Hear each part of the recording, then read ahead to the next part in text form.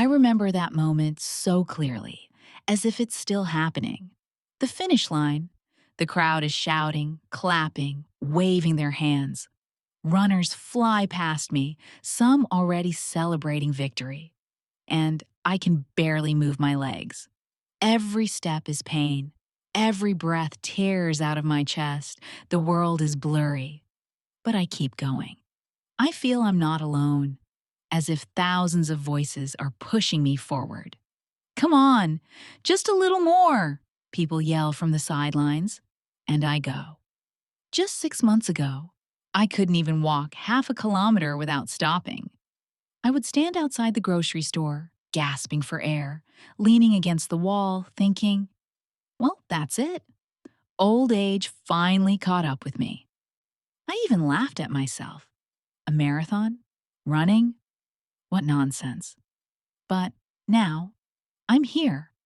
I've got a race number pinned to my chest. Soon there'll be a medal around my neck, and my legs are shaking like the ground is giving way beneath them. The last steps, and the tape is behind me. I collapse, but someone catches me by the arms. I lift my head and see my grandson's eyes, his smile full of pride. And I realize I did it. Sometimes I think it all began not at that finish line, but with a simple phrase spoken at the kitchen table. My grandson walked into the room, saw me with my phone, and joked, "Grandma, are you making TikToks now?" I smiled but didn't answer. I just looked at an old photograph, me and my husband laughing as we ran along a forest trail.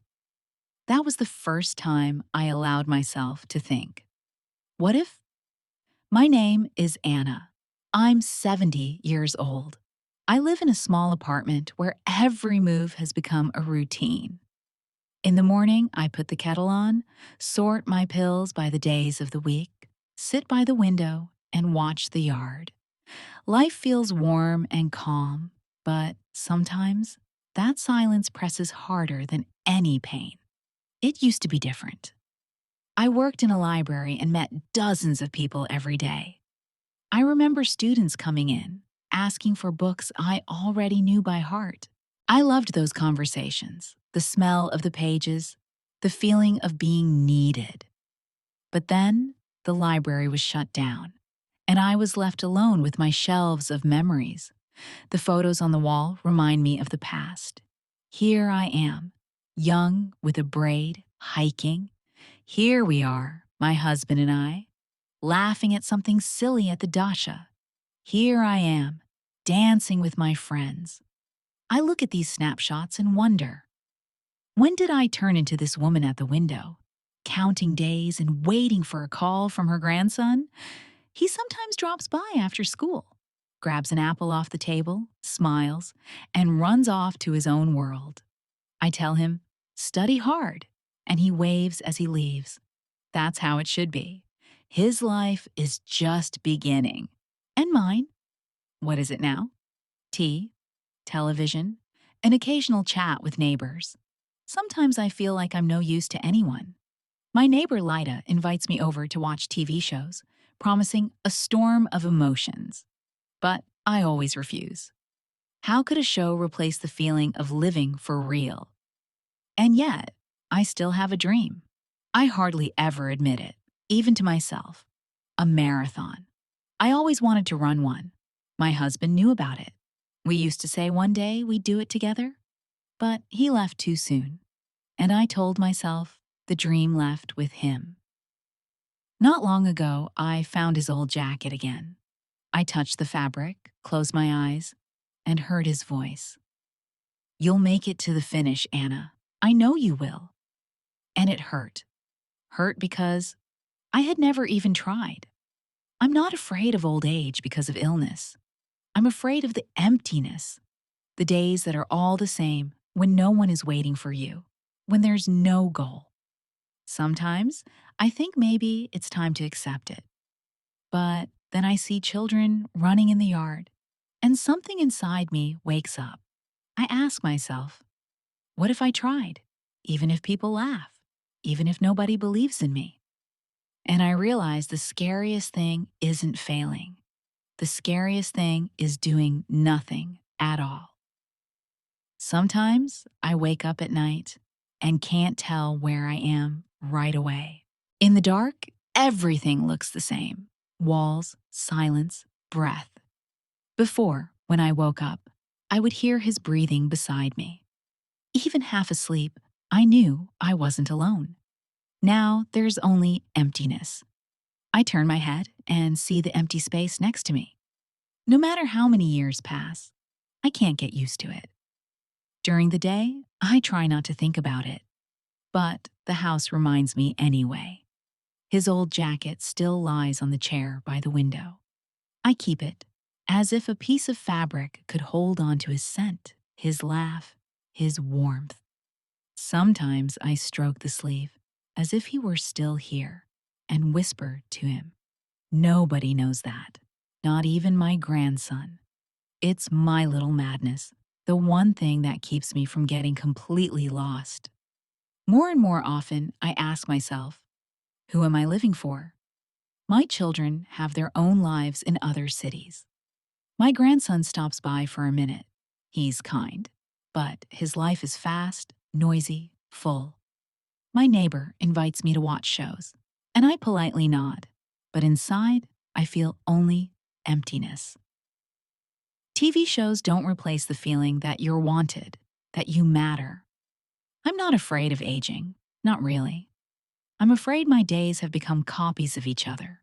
Morning, kettle, pills, window. Evening, television, teacup, window, again.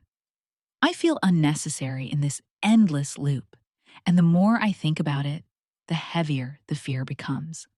That I'm no longer needed, that my time is over, and all that's left is waiting for the end. The cruelest part is, I remember being different. I was light, laughing at anything. On hikes, my husband and I used to race along the trails, and I always dreamed that one day I'd run a marathon. Back then, it felt possible. He laughed and said, "We'll do it, Anna, we will." But we never did. And now I'm alone, telling myself, "You're too old for that." One day, I carried a heavy bag of groceries and had to stop to catch my breath. Just 500 meters. And I felt like I'd walked miles. A 12-year-old girl ran past me, laughing, light as the wind. I watched her disappear and realized I hadn't run in years. Not just run. I hadn't lived in that kind of movement. In that moment, it felt like life had gone ahead, and I was left behind at the store with a heavy bag and empty hands. Sometimes I dream I'm running. A forest trail, sunlight through the leaves, my husband beside me, smiling, and I'm laughing with him. We breathe freely, easily. I wake up, and my chest aches, because I can't do it anymore. I wake up thinking, maybe this is the sign. Maybe it's time to give up. That from now on, it's only the armchair by the window and rare visits from family. But something inside won't let me put a period at the end. It's small, like a splinter. You still can. You promised. And I argue with it. No, it's too late. But it doesn't leave. It stays inside. And every time I see people running on TV, the pain wakes up. And so does the desire.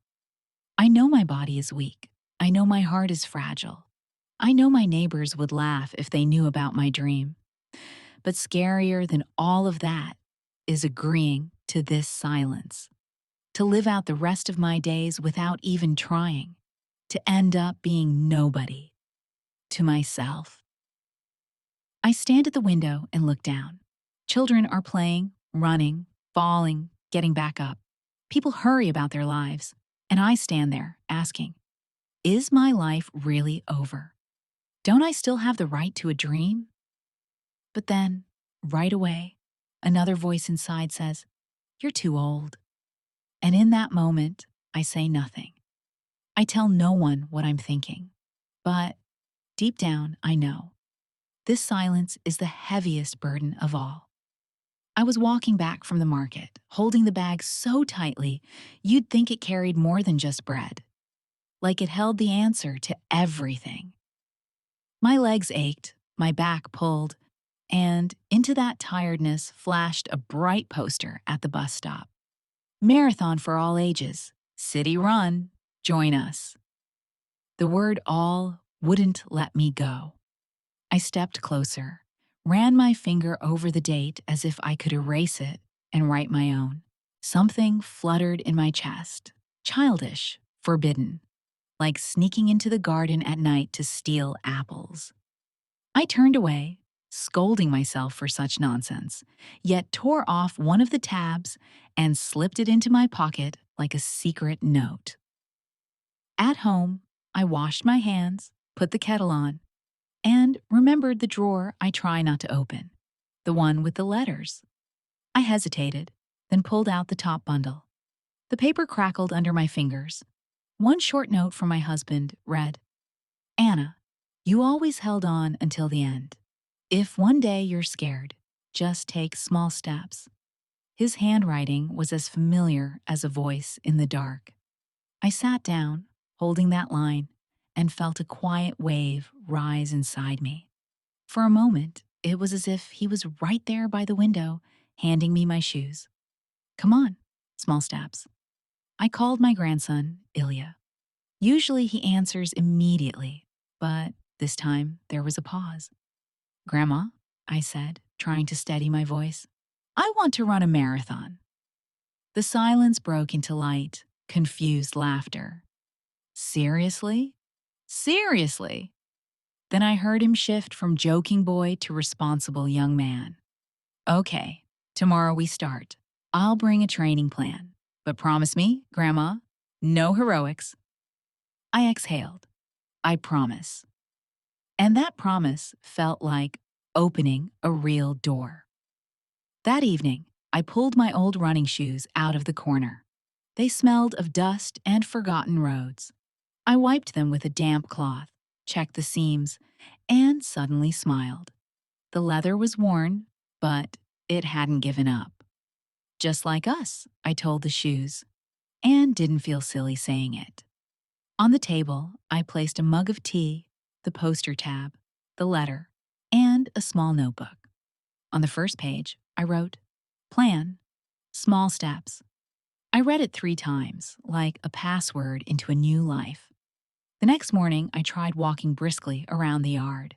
Not running, just a fast walk. The air was cool. The pavement smelled damp. My knees complained at first, but after 5 minutes, they calmed down, like a cat settling onto the windowsill. By the poplar tree, I stopped, pressed my hand to the rough bark, and pictured sap rises slowly inside. Patient, steady. I liked that thought. Don't rush to the goal, just flow toward it. My neighbor Pyotr noticed me and, as always, couldn't resist. "Anna, where are you rushing to?" I smiled. "Wherever my eyes take me." He snorted, but brought me a bottle of water from the kiosk, just in case. We both pretended it was nothing, but I knew it mattered.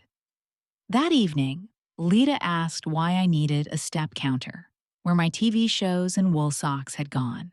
I said, "For later." She waved it off like it was nonsense, but later texted me, "If you call me, I'll go with you." That was the beginning of my secret little army. Day by day, I added crumbs of progress. 2 minutes, brisk walking, 1 minute rest, then 3 in 1. My steps grew steady, like lines in a notebook I was finally writing for myself. I even bought new shoes. The young salesman, also named Sasha, said, "Don't push it. Listen to your legs." I nodded. "I haven't listened to them in a long time." He smiled. "Then they must miss you." At night, I read more letters.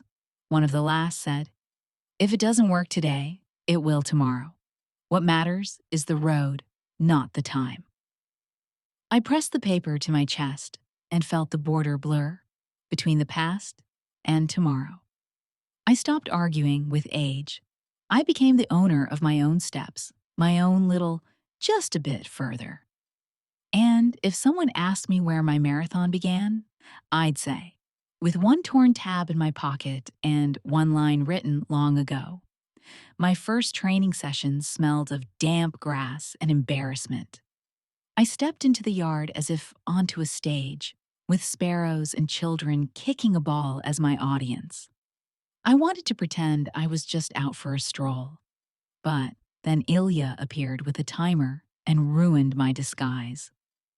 Intervals today: 2 minutes walking, 30 seconds jogging. I nodded, and while he fiddled with the app, I quietly crossed myself over my knees.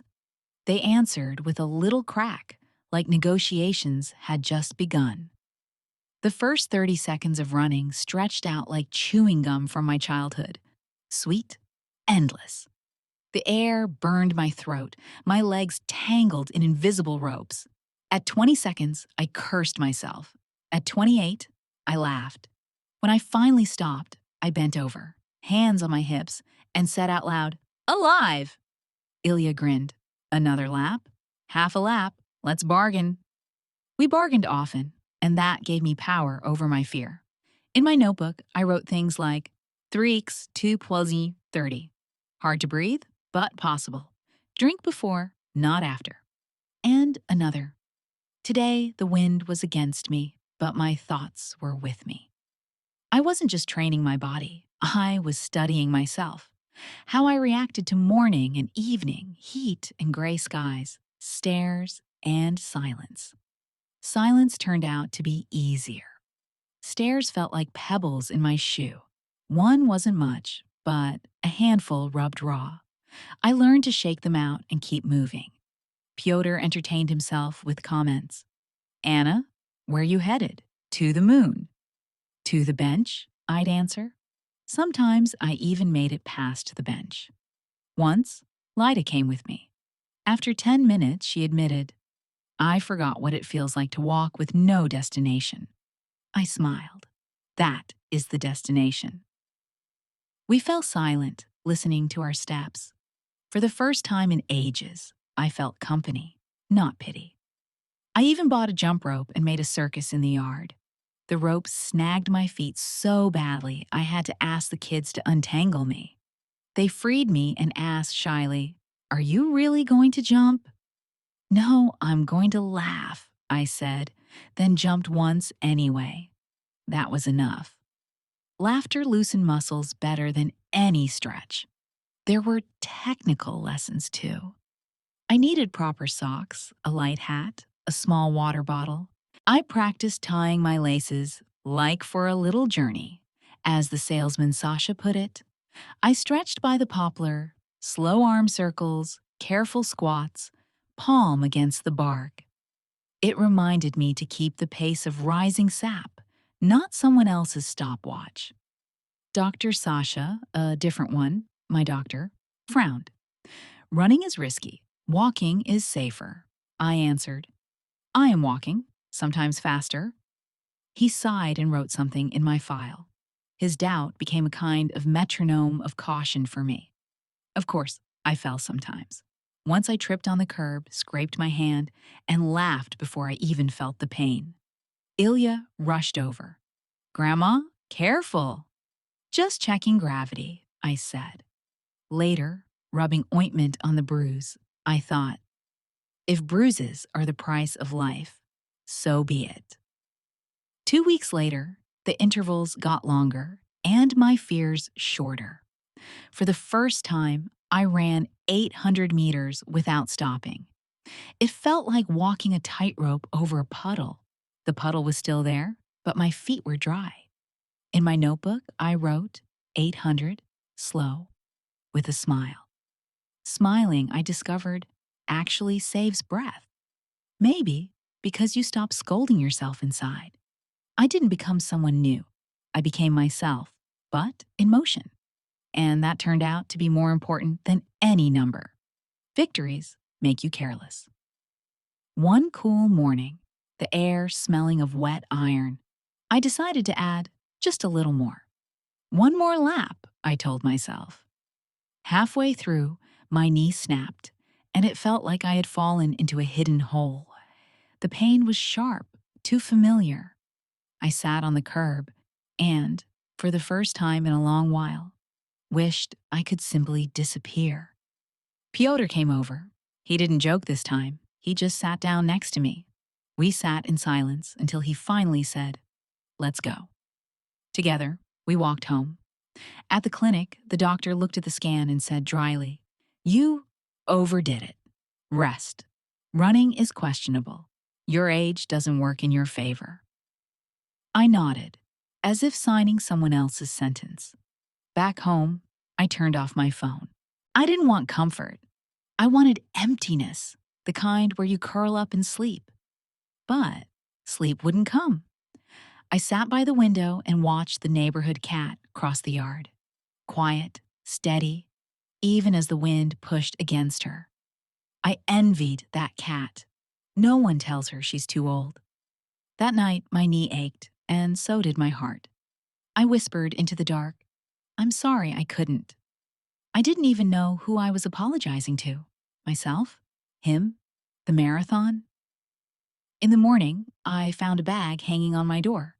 A knee brace, some ointment, and a note that simply said, "Keep going." I recognized Pyotr's handwriting. My phone was full of messages. Lida wrote, "Don't give up. Just go slower." The teenagers sent a video of themselves running my route, laughing, tripping on the same cracks, shouting, "This is Anna's lap." And Ilya wrote, "Grandma, we're doing this the smart way. Rest is part of training." Still, I was afraid to go out. So I invented a little ritual. 3 steps to the door, pause. 5 more, pause. To the elevator, pause. I stepped into the yard without a watch, without an app, just the brace and silence. I walked slowly, listened to my body the way you listen to an old record with static. The static didn't ruin the music. It made it more familiar. I stood by the poplar for a long time, counting breaths, until I realized I could go a little farther. 2 more trees, I told myself. I reached the second and smiled. Not a victory, a return. I opened a new section in my notebook. Pauses. I didn't write numbers there, only reasons. Knee whispers, head buzzing, day too heavy. Naming the reason made the shame smaller and the discipline stronger. Playing the hero lost its appeal. What mattered was coming back tomorrow. A week later, I tried jogging again. Just 10 seconds, like in my old lessons. My knee grumbled and then calmed. I stopped on my own before the pain.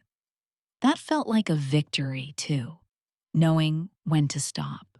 Pyotr met me at the entrance and said something I never expected from him. "I'm proud of you." We both grew embarrassed. Lida brought pies in honor of the pauses. And Ilya told me, "Grandma, you've learned the most important thing, listening to yourself." For the first time, I felt like I had a team where I was the captain, and the winds, the trees, the people, they all played for me. The marathon wasn't closer in kilometers, but it was closer inside me. I accepted that the road wasn't straight. It zigzagged, and a zigzag from a distance is still a line forward. On race day, I woke before sunrise. The world felt like a new notebook without lines, ready to be written however I could. I tied my laces slowly, making sure of each knot, as if I were binding 2 shores, the one where I sat by the window and the one where I now stood at the starting arch. The square smelled of oranges from the volunteers' boxes, damp plastic from the barricades, and the collective hope of strangers. I stood at the very back of the crowd, where the pace doesn't shout, it whispers. Ilya waved at me from behind the tape. Lida held up a cardboard sign. "Anna, breathe." Pyotr posed like a stern coach, but gave me a thumbs up. The starting signal wasn't heroic, just a sound. After it, we all moved forward, walking, running, each in their own verb. I chose walk-run. The first kilometer I spent listening, the stomp of an old man's shoe on the pavement, the girl ahead whispering 1-2 to herself, my own heart negotiating with my lungs. The second kilometer I gave to gratitude. Grateful my knee stayed quiet, grateful the weather was kind, grateful to be surrounded by people who didn't know me, but still wished me well. The city was a familiar stranger. The street where I buy milk became a corridor of clapping hands. The bridge where we once hid from the rain now held my steps like a palm. At the water stations, I drank little, rinsed my mouth, smiled at the volunteers. We were one crew, building a bridge between I can't and I did. Halfway through, the world shrank to a narrow path. Everything was too loud. The music, the posters, even my own inner voice. I shut it all out except the rhythm of counting steps. I counted to 20, then started over. That was my way of taming the distance. When I wanted to quit, I remembered his words. Small steps. A small step is still movement, I told my legs. And they believed me. 5 kilometers from the end, I saw Pyotr on the side with a thermos. He didn't shout. He just held up his hands, as if showing me an invisible wall I had already passed. Lita was crying and laughing at once, and I realized we were all running together, each in our own way. Then Ilya appeared, just for a moment, brushing his hand against mine. Grandma? I nodded. I'm here.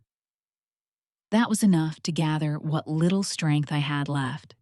The finish line didn't appear as a goal, but as recognition. I didn't speed up. I simply didn't stop. The ribbon brushed my hip, the metal touched my chest, and suddenly the world went quiet. In that silence, I heard someone crying nearby, heard my own laughter, and deep inside, the oldest voice whispered, "There." I didn't think about time.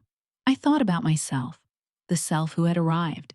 After the finish, the world felt soft, like fresh bread from the oven.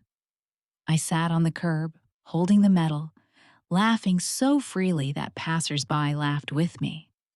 Ilya sat beside me, rested his head on my shoulder, and I realized how long it had been since I felt that light, familiar weight of someone close.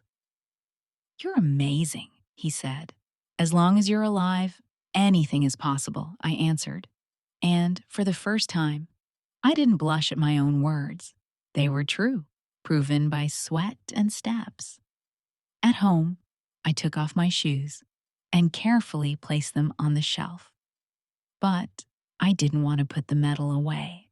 I hung it on a little nail in the kitchen, so it would chime every time I opened the cupboard with the grains. Let it be the sound of possible. Lita brought over a pie for the finish. Pyotr silently put a jar of jam on the table, muttering, "Supplies for recovery." We drank tea, laughed, talked about how I marched like a tank, their words. And I caught myself enjoying the sound of people speaking about me in the present tense. Not was, but is. Messages poured in all evening. You inspired me. Tomorrow, I'm starting to walk. Mom asked where to buy running shoes. I read them and thought, I never meant to inspire anyone. I just wanted to escape the silence where days repeat without leaving a trace. But it turned out a personal step can light the path for others. If you ask me about the moral, I'll say this. A dream isn't a picture from the window. It's a route. Age isn't a wall, it's a landscape. You can complain about the rain, or you can take an umbrella and go outside. I didn't become younger, smarter, or better. I became more honest with myself. I stopped saying later, learned to say now, and enough in equal measure. And I found people who hold you not by the hand, but by their gaze. That's enough. Sometimes one simple grandma at the finish line is enough. Before bed, I opened my notebook and added one more line. The metal jingles when I open the cupboard, so I'll open it more often. I smiled at the silliness and realized that living means finding joy in the simple sounds of your own victories. The morning after the marathon was light, like the first snowfall. I woke before the alarm, brewed tea, opened my journal, and wrote. I reached the end and began again. The words came easily. I laid out a bus schedule booklet. My finger traced the line from our house to the blue strip on the map marked C. I hadn't seen the sun sink into the water in years. Yesterday, I left it as a reward. Today, it was a plan. I went outside without running shoes, just for a walk. The poplar rustled like silk, the air smelled of freshly washed stairwells, and I thought, sometimes happiness smells exactly like this. Lida ran up with a map. Look, a weekend trip. Piotr brought a thermos. For the road. And Ilya asked, Grandma, when are we going? Soon, I said. I love that word. It keeps the promise close without suffocating it with a date. At home, I opened the drawer with the letters and placed the medal inside. Next to it, a note from my husband. Let them lie together, my road and his voice. I wrote him a short line. We did it. I'm going to the water. I closed the drawer and realized the emptiness inside was gone, replaced by warm, living plans. That evening, I sat by the window and asked myself, what would you do if you weren't afraid? The answer came quickly, almost funny. The same thing, only earlier. I smiled and rephrased. All right then, now. I packed a backpack with a book, a light blanket, a bottle of water, and the drawing a little boy from the yard gave me yesterday. A stick figure under a rainbow with the crooked words, Anna runs. I placed the drawing on top. Let it be my flag. Before bed, I opened the balcony door. The evening smelled of wet asphalt and the promise of a journey. I took a deeper breath than usual and heard my own breathing, steady, grateful, mine.